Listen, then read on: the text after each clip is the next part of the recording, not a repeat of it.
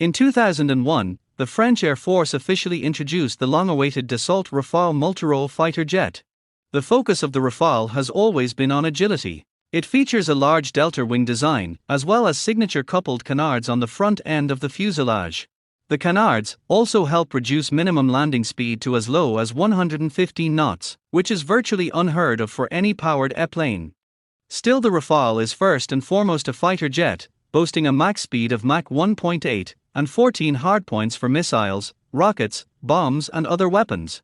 Dassault designed several variants of the Rafale, so that the aircraft could operate effectively from land and sea. One of the easiest ways to recognize the Rafale is its permanent refueling probe. The probe is fully aerodynamic and does not cause any significant drag.